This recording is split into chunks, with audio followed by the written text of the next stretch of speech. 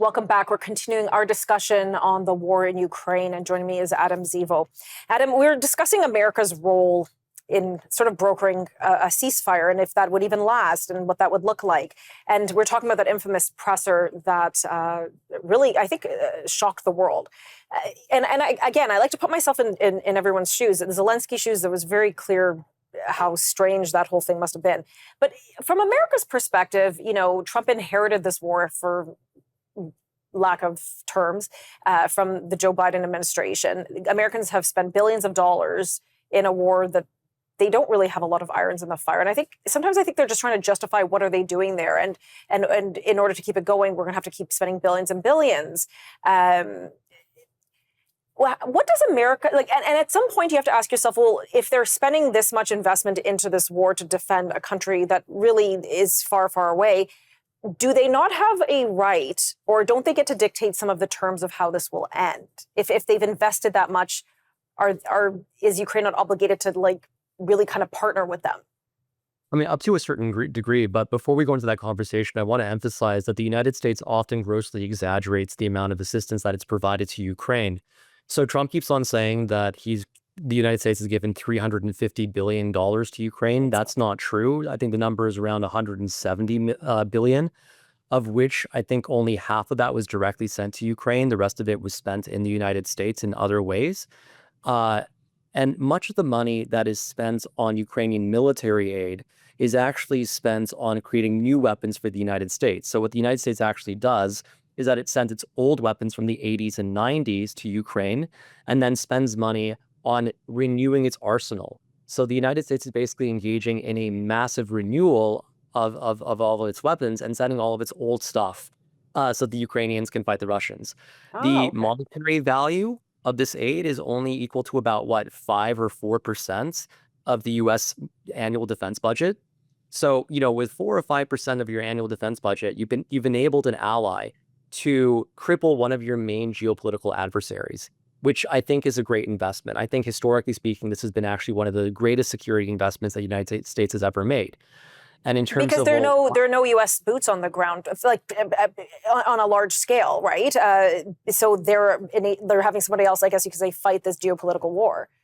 Yeah, it's incredibly cheap for them, right? And it's both the practical thing to do and the moral thing to do. Because some people might say, oh, it's a proxy war. Well, no, the Ukrainians want this assistance.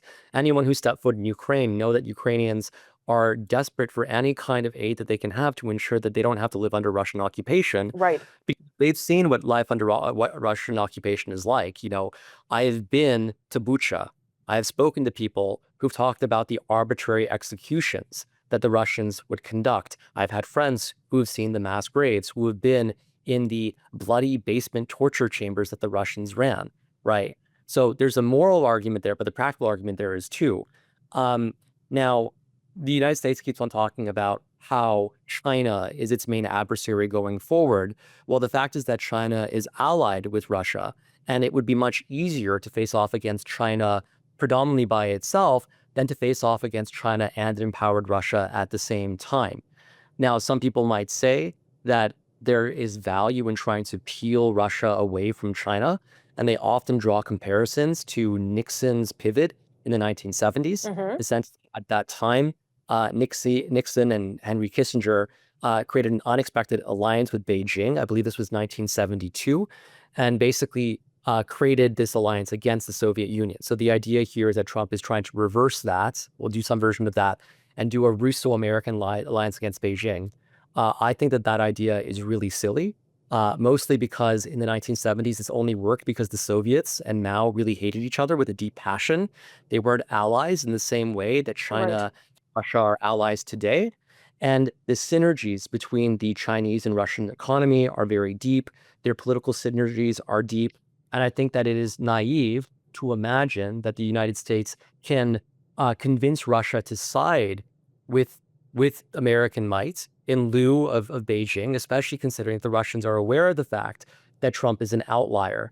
So why would they change their entire orientation if they can't even be sure that Trump will stay in office after 4 years? Well, or even 2, there could be a huge sea change in Congress in the midterms. We don't know what that would look like, and then things might change. But we only have about 27 seconds. But again, because the U.S. has so heavily invested in this war, I mean, it sort of begs the question why maybe in some cases these countries like Ukraine should not even accept foreign funding, because then they're going to be beholden to the agendas of these other nations. It's an interesting question. I'm not going to pause you there because we do have to cut to commercial, but it makes you wonder. We'll be right back after this commercial break.